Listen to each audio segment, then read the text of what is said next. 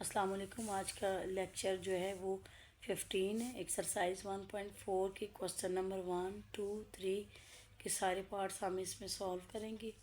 Question number 1 है, show that which of the following matrices are conformable for multiplication, यानी कौन सा ऐसा मैट्रिक्स है जो एक दूसरे के साथ कंफर्मेबल है मल्टीप्लिकेशन के लिए, यानी उसके साथ उसकी मल्टीप्लिकेशन पॉसिबल है।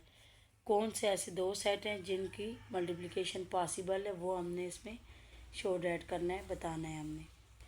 अब हम ए सेट अगर ले लें, इसमें ए और बी है। अब इसमें नंबर ऑफ कॉलम्स जो हैं वो हमारे पास 1 है, ऐसे कॉलम 1 है इसमें।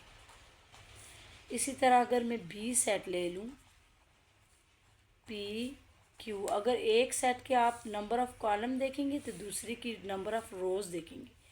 तो बी सेट के नंबर ऑफ़ रोज़ कितने हैं हमारे पास, ये तो हमारे पास ए सेट के नंबर ऑफ़ कॉलम्स 1 है। बी के नंबर ऑफ़ रोज़ देखने हैं, नंबर ऑफ़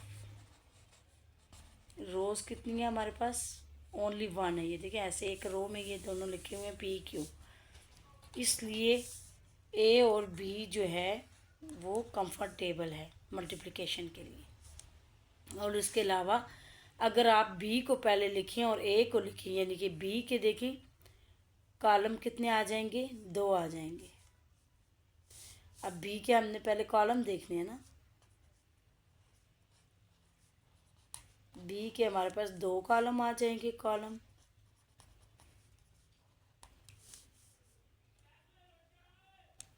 ए भी सॉरी ऊपर इसके लिए लिखा है, और बी के लिए हमारे पास 2 कॉलम है, और ए के हमारे पास कितनी रोज़ आ रही हैं, 2 रोज़ आ रही हैं। 2,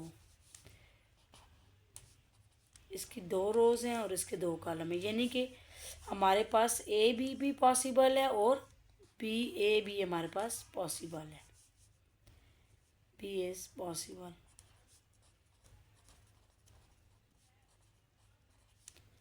फॉर मल्टीप्लिकेशन।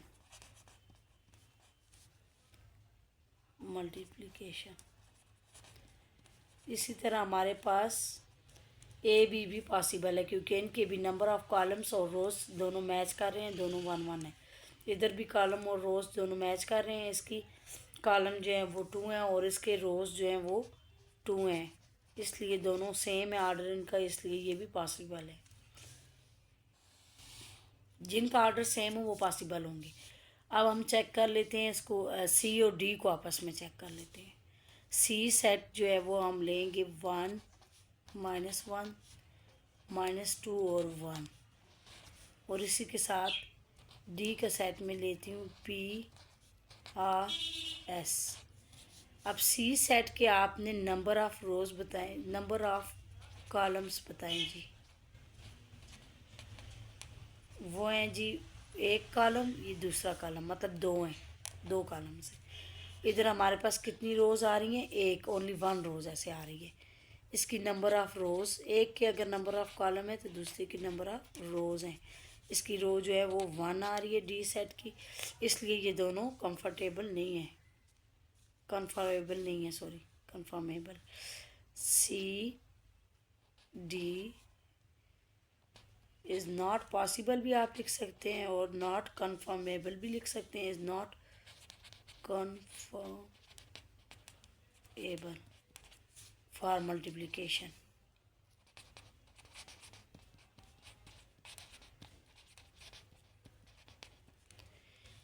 इसी तरह हम अगर इसको ले लें, दोबारा से डी को अगर पहले ले लें और फिर सी को ले लें, तब क्या होगा। अब यहाँ पर हम दोबारा डी को ले लेते हैं और फिर हम पहले डी के हम नंबर ऑफ कॉलम देखेंगे कितने हैं, नंबर ऑफ कॉलम कितने हैं, 1 2 3। हर एक एलिमेंट के अलग अलग कॉलम होगा, 3 कॉलम है इसके। और सी का हमारे पास रोज़ देखेंगे हम 1 -1 -2 और 1। इसकी कितनी रोज़ है, 1 2, यानी कि इसकी नंबर ऑफ रोज़ जो है वो 2 है। ऑर्डर सेम नहीं है, इसलिए ये भी पॉसिबल नहीं है। D C is not conformable for multiplication.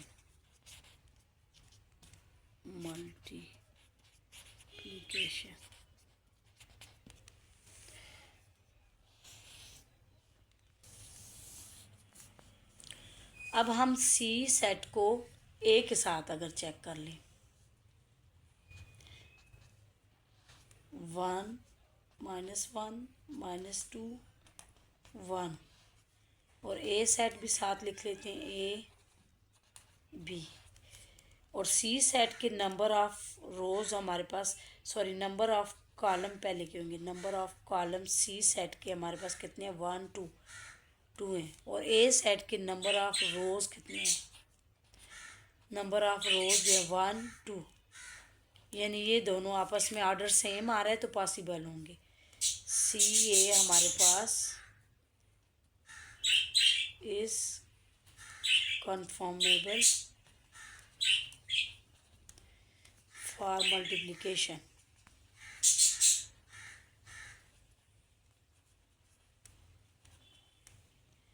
इसी तरह हम बी और सी को चेक कर लेते हैं। यहाँ पर बी का सेट है और सी का सेट है, इन दोनों को देख लेते हैं।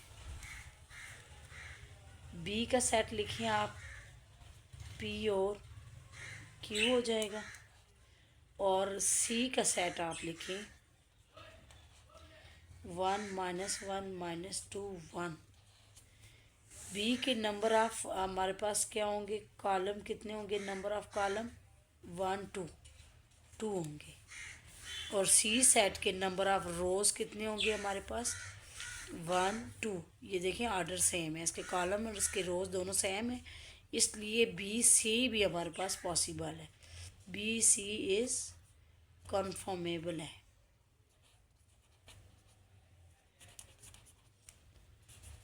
फॉर मल्टीप्लिकेशन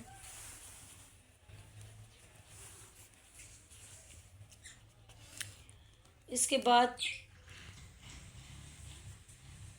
बाद हम ए और डी सेट को चेक कर लेंगे। सेट ए के हमारे पास नंबर ऑफ कॉलम कितने हैं जी, 1 है कॉलम 1, और सेट डी के नंबर ऑफ रोज़ हमारे पास कितने हैं, 1 रो है, ऐसे 1 चाह रही है, इसका ऑर्डर सेम है, इसलिए ए डी हमारे पास इज़ कन्फर्मेबल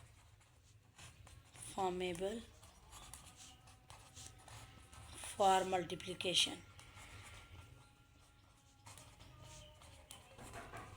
यानी इस क्वेश्चन में आपको यही समझाया जाता है कि ये दोनों सेट जो हैं, अगर इन दोनों का ऑर्डर सेम आ जाए तो हमारे पास मल्टीप्लिकेशन पॉसिबल होती है। अब डी और ए को चेक कर लेते हैं आपस में, इसको जो है ना आपस में पॉसिबल है कि नहीं इसका। तो डी में जो है आप देखेंगे नंबर ऑफ कॉलम, सबसे पहले नंबर ऑफ कॉलम देखे जाते हैं।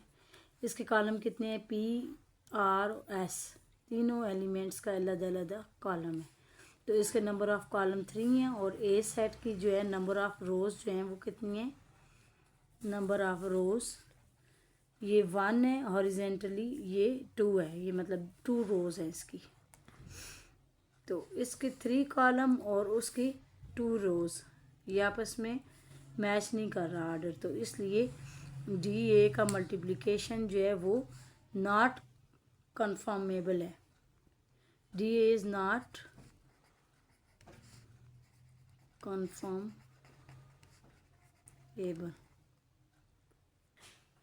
इसी तरह इसमें जो है ए बी सेट्स और बी ए सी ए और बी सी और ए डी, इन सब का जो मल्टीप्लिकेशन है वो कन्फर्मेबल है। तो हम इस तरह नेक्स्ट क्वेश्चन पे जाएंगे जी। क्वेश्चन नंबर 2 जो है वो मैंने इधर लिखा है, इफ़ ए की वैल्यू भी दी हुई है और बी की वैल्यू भी दी हुई है, और इसमें आपने बताना है कि is it possible to find A B, यानी कि ए बी का प्रोडक्ट जो है वो पॉसिबल है। फिर दूसरा पार्ट है is it possible to find B A, यानी कि बी और ए का अगर बी पहले रखें और फिर ए की वैल्यू रखें, ये पॉसिबल है। और फिर क्वेश्चन थर्ड है फाइंड द पॉसिबल प्रोडक्ट्स, यानी कि जो पॉसिबल है उसका प्रोडक्ट हमने फाइंड कर देना है। तो पहला पार्ट जैसे कि पहले क्वेश्चन नंबर 1 से ही रिलेटेड है ना, पहला पार्ट क्वेश्चन नंबर 1 अभी मैंने आपको जो समझाया है उसी से रिलेटेड है। यहाँ पर देखें, चेक करते हैं कि ये पॉसिबल है कि नहीं। ए और बी का सेट ए के जो हैं वो सेट हम लिखेंगे, सेट ए -1 0 2 -1, और ये हमारे पास ए का सेट है। और यहाँ पर बी का सेट हम लिखेंगे 3 -2, और यहाँ पर ए का हम सबसे पहले नंबर ऑफ कॉलम फाइंड करेंगे। सबसे पहले सेट का नंबर, तो इस सेट में हम कॉलम देखेंगे। ये देखें जो वर्टिकल जो होते हैं ऐसे -1 और 2 0 और 1, ये वर्टिकल 2 लाइनें हैं, तो इसके कॉलम कितने हो गए, 2 हो गए। और बी सेट में आपका जो है नंबर ऑफ रोज़ आप देखेंगी इसमें, यहाँ पर देखें ये हॉरिजेंटली ये 3 एक रो है और -2 एक रो है, यानी कि इसकी रो भी 2 है। तो इसलिए इसके कॉलम और रोज़ दोनों मैच कर रहे हैं और इसका आर्डर भी सेम है, इसलिए A B is possible to find A B. ठीक है, सो ए बी का प्रोडक्ट जो है वो पॉसिबल है। सो ए बी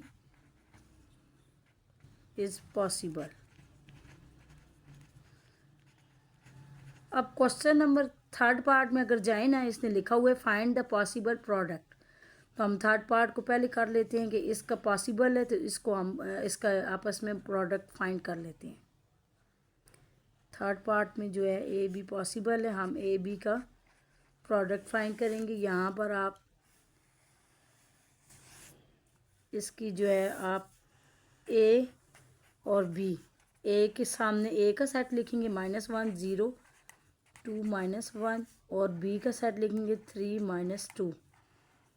अब इसका प्रोडक्ट फाइंड करने का ये मेथड है कि हमारे पास 2 रो हैं, ये फर्स्ट रो है और ये नीचे सेकंड रो है। सबसे पहले हम फर्स्ट रो, इसकी फर्स्ट रो लेंगे और इसका फर्स्ट कॉलम लेंगे, यानी फर्स्ट रो के पहले एलिमेंट को इसके पहले एलिमेंट से मल्टीप्लाई करेंगे और फर्स्ट रो के सेकंड एलिमेंट को सेकंड एलिमेंट से मल्टीप्लाई करेंगे। बीच में प्लस का साइन आएगा, -1 मल्टीप्लाई बाय 3 +0 मल्टीप्लाई बाय -2 हो जाएगा। अब अगर हमारे पास इधर एक और कॉलम बनता तो हम इसको आगे इधर और सॉल्व करते इसके सेकंड कॉलम के साथ, लेकिन अब एक ही कॉलम है तो एक ही इसमें जाएगा। सेकंड रो को फर्स्ट कॉलम इसके साथ मल्टीप्लाई करेंगे, पहले एलिमेंट 2 को 3 के साथ और 1 को -2 के साथ। 2 को 3 के साथ, बीच में प्लस का साइन ज़रूर आएगा मल्टीप्लिकेशन में, और 1 मल्टीप्लाई बाय -2 हो जाएगा। अब आप इसको अगर मल्टीप्लाई करें जी, माइनस प्लस माइनस 3 1 इज़ 3 -3 हो जाएगा, और 0 2 ज़ा 0, चाहे प्लस में आंसर है इसका वैल्यू है या माइनस है, लेकिन होगा वो 0, ज़ाहिर 0 से मल्टीप्लाई हो जाएगा। 2 3 ज़ा 6, प्लस माइनस माइनस 2 1 इज़ 2। अब हम प्लस माइनस माइनस 10 में से 3 निकालें तो 7 आ जाएगा, और प्लस माइनस माइनस 6 में से 2 निकालें तो 4 आ जाएगा। तो हमारे पास बी का सोल्यूशन सेट जो है वो 7 और 4 है जी। सॉरी, यहाँ पर -3 में अगर 0 ऐड करेंगे तो हमारे पास -3 आएगा, और प्लस माइनस माइनस 6 में से 2 निकालें 4 आ जाएगा। ये हमारा आंसर आ जाएगा थर्ड पार्ट का। अब हमारे पास दूसरा पार्ट जो दिया हुआ है उन्होंने, is it possible to find B A, यानी बी ए भी पॉसिबल है कि नहीं। अब हम इसको चेक करेंगे बी और ए को। बी का सेट हम लिखेंगे जी, इसका सेट है 3 -2, और ए का सेट हम लिखेंगे -1 0 2 1। अब बी के सेट में नंबर ऑफ कॉलम कितने, नंबर ऑफ कॉलम 1 है, ठीक है। और ए सेट में नंबर ऑफ रोज़ कितनी होंगी हमारे पास, 1 2, यानी 2 रोज़ है। अब ये देखें ऑर्डर मैच नहीं कर रहा, कॉलम 1 है और इधर रो 2 है, इसलिए it is not possible to find B A. It is not possible to find B A. Question number 3, जो है वो गिवन वैल्यू ए का सेट दिया हुआ है, बी का, सी का और डी का दिया हुआ है। हमने देखिए फाइंड करना है, ए बी प्रोडक्ट फाइंड करना है और सी और डी प्रोडक्ट फाइंड करना है। अक्सर बच्चों को इसमें मसला आता है प्रोडक्ट फाइंड करने में। ये आप अच्छे तरीके से सीख लेंगे तो अगली एक्सरसाइजेज आसान हो जाएंगी। पहला पार्ट ए बी ले लेते हैं। अब ए की जगह देखें, ए का सेट आ जाएगा और बी की जगह बी का सेट आ जाएगा। बीच में कोई साइन नहीं होगा क्योंकि ये मल्टीप्लाई हो रही हैं। अब इसको बहुत ही एहतियात के साथ आपने सीखना है और करना है। एक भी गलती हुई तो सारा आंसर रॉन्ग। ये फर्स्ट रो है और ये सेकंड रो है, यानी एक सेट के अगर रोज लेते हैं तो दूसरे सेट के हम कॉलम लेंगे। फर्स्ट रो के साथ इसका फर्स्ट कॉलम मल्टीप्लाई होगा और फिर फर्स्ट रो के साथ सेकंड कॉलम मल्टीप्लाई होगा। अब हम फर्स्ट रो के साथ पहले फर्स्ट कॉलम मल्टीप्लाई करते हैं। पहले एलिमेंट को पहले के साथ 4 मल्टीप्लाई बाय 1 और 1 प्लस 1 मल्टीप्लाई बाय -3 ब्रैकेट में लिखेंगे। फिर फर्स्ट रो हम सेकंड कॉलम ले लेंगे 4 मल्टीप्लाई बाय -1। ये कॉलम है और ये रो है। 4 मल्टीप्लाई बाय -1 और 1 मल्टीप्लाई बाय 4, 1 मल्टीप्लाई बाय 4। फिर उसके बाद सेकंड रो और फर्स्ट कॉलम। सेकंड रो है 3 मल्टीप्लाई बाय, कॉलम वही होगा 1 plus 1 multiply by -3। Second row second column 3 multiply by -1, 1 multiply by 4। अब देखिए, अगर आप जब बहुत ज़्यादा एक्सपर्ट हो जाएंगे मल्टीप्लिकेशन में, तब आप लोगों को खुद ही अंदाज़ा हो जाएगा। यहाँ पर जो कॉलम की वैल्यू आ रही है ये 1 और 1 देखें ऊपर और नीचे, मतलब कॉलम सेम होगा, रोज़ डिफरेंट होंगी। कॉलम की नीचे वैल्यू भी सेम आ रही है, ऊपर भी -3 और नीचे भी -3 है क्योंकि ये फर्स्ट कॉलम है। यहाँ पर फर्स्ट रो के साथ फर्स्ट कॉलम था, यहाँ सेकंड रो के साथ फर्स्ट कॉलम था। यहाँ पर भी देखिए आप, सेकंड कॉलम है -1 और 4, ये -1 और ये 4 ऊपर नीचे सेम आ जाएंगे। जब आप एक्सपर्ट हो जाएंगे तब आपको खुद ही, मतलब आपको ये कॉलम लिखने की ज़रूरत ऊपर दूसरी दफ़ा नहीं पड़ेगी, ऊपर से देख के आप लिख सकते हैं। लेकिन आपसे गलती ना हो इसलिए पूरा प्रोसेस कीजिएगा। पहले आप अगर शुरू में सीख रहे हैं तो पहले फर्स्ट रो, फिर फर्स्ट कॉलम, फिर फर्स्ट रो और फिर सेकंड कॉलम के साथ मल्टीप्लाई हो गया, बात ख़त्म। फिर सेकंड रो फर्स्ट कॉलम, फिर सेकंड रो सेकंड कॉलम। बस हमेशा से यही तरतीब रखिएगा, फिर आपका आंसर रॉन्ग नहीं होगा और आपका यही मेथड ठीक रहेगा। अब आप इसको मल्टीप्लाई कर लें। 4 1 ज़र 4 और प्लस माइनस -3 1 ज़र 3, 4 1 ज़र -4 और प्लस 4 1 ज़र 4, 3 1 ज़र 3 प्लस -3 1 ज़र 3 प्लस -3 1 ज़र 3 और यहाँ पे प्लस है 4 1 ज़र 4। अब यहाँ पर देखिए प्लस माइनस माइनस, लेकिन sign will be greater value. 4 में से 3 निकाले 1 और 4 में से 4 निकाले 0 और 3 में से 3 निकाले 0 और प्लस माइनस माइनस 4 में से 3 निकाले 1 आ जाएगा हमारा। सिर्फ ए बी का आंसर ये आ गया हमारे पास, तो ये आना चाहिए।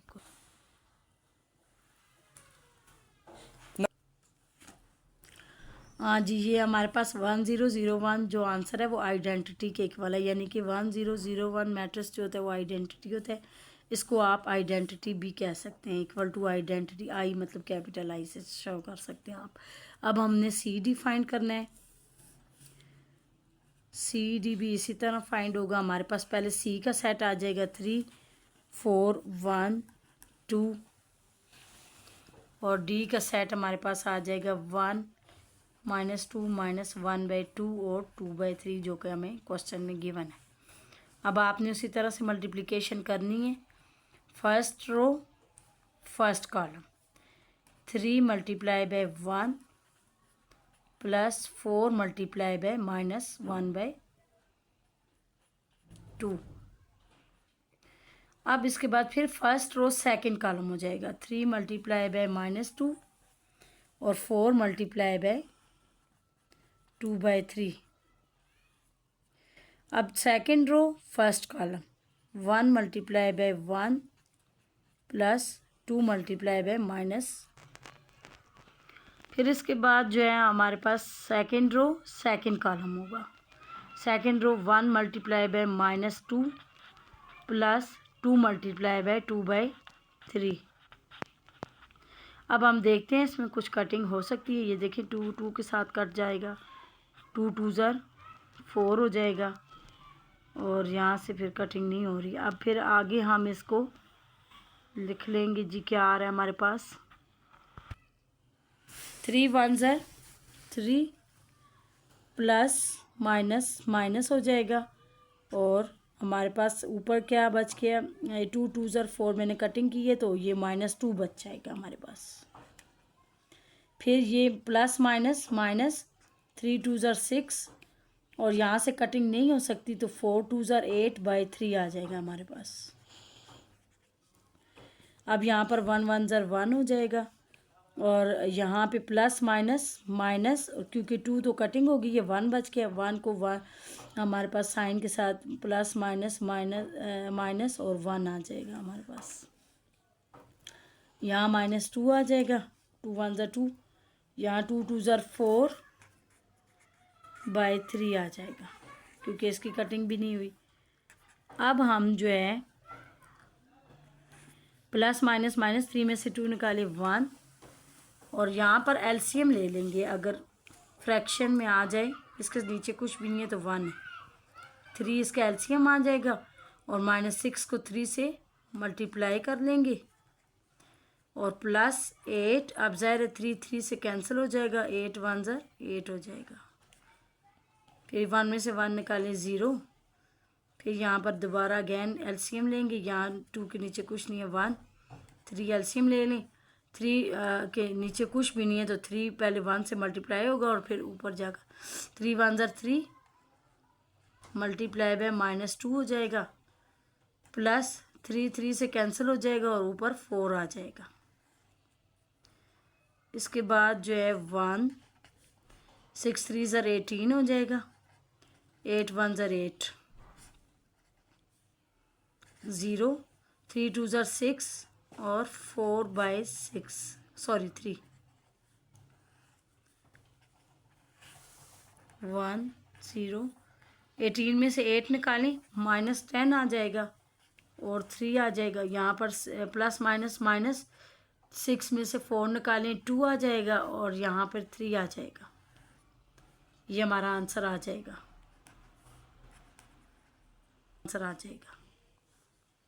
जी। आज का लेक्चर कंप्लीट हो गया। अभी नेक्स्ट लेक्चर हम 16 में अगले क्वेश्चन करेंगे।